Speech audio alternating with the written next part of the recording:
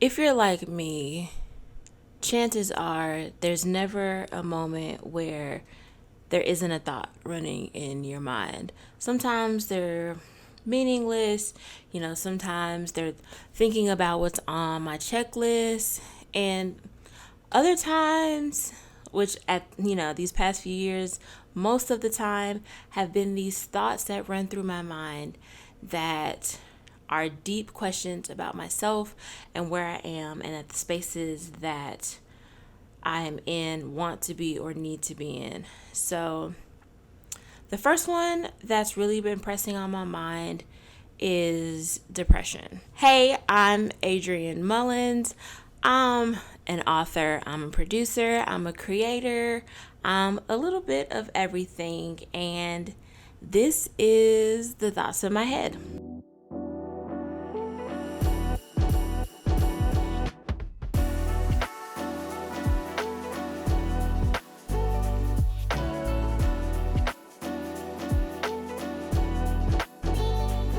So recently, I was on TikTok, like I always am, and I came across a video, and it was Jim Carrey.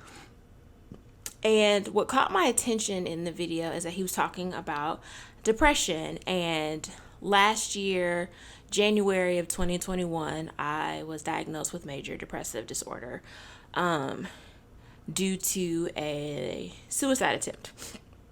And so anytime I hear someone talking about depression, I'm always interested just to kind of see what they're talking about. Sometimes it's not worth anything. Other times it's very valuable to me and what's going on. So what he said caught my attention.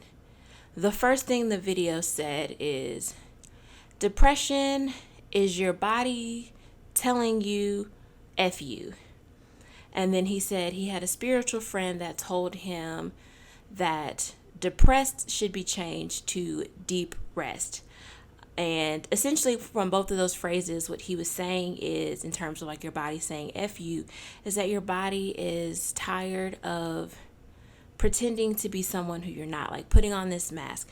Your body's tired. And so the deep rest is your body resting, or the desire to rest of being this facade, this mask, this person.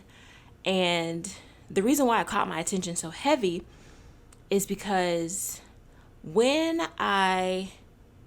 after I had tried to take my own life and did not succeed, I reached out to some of my close friends to kind of let them know that, hey, I love you, and just, know that I love you. And a friend was up at that time and came to my house. And when she got here, the only two things that I could muster up to say was, I'm so sorry and I'm so tired. And I remember when I actually got comfortable enough to share that story, people would ask me, why were you so tired? And I never could answer that question. And that video, it made sense. I was so tired. I had just turned 31. I was in a just very, I don't want to say bad state, but I was in an interesting place. And I think legit my body was tired of being who everybody wanted me to be, who everybody thought I was, and who I told everybody who I was based on what I thought they wanted from me. And it was exhausting. It was so exhausting. And I think I just got tired. And so as I'm kind of looking forward and figuring out, well, where do I go from here? What does this look like? How do I progress? I'm in this place now where I'm starting to realize and understand where I am, and starting to ask the question, who is Adrienne? What does Adrienne like to do? Who is the person Adrienne wants to present to the world? Not who does the world want to see from Adrienne, but who is she? And there was a point in my life where I may not have been very confident about, my physical appearance, but when it came to like my personality and who I was, you couldn't tell me anything. Adrian knew who Adrian was, and she didn't care if you didn't rock with her. Adrian was the one who owned a pair of purple suede heel boots. Everybody in my high school hated them, but you couldn't tell me nothing, and that's who I am. I've always been the out of the box thinker. I've always been a creative in my own right. And the moment I felt like I had to be in this box was the moment I started to decay internally. But I thought that was what growing up was. And so I thought it was something I had to do. I had to conform. I had to be this person. And when the depression probably first started to hit and I just didn't notice it, I think that's when that decline hit, because I had realized that I was the bubbly, happy-go-lucky person, not because it wasn't who I was. It was because that's what everybody else around me knew about me, and so I had to keep that up. And when you do that for a while, when you put on this mask and you're performing for everybody, even if it is a true representation of who you are, but if you're not feeling that person at the time, it's still a performance. And that's what I was doing.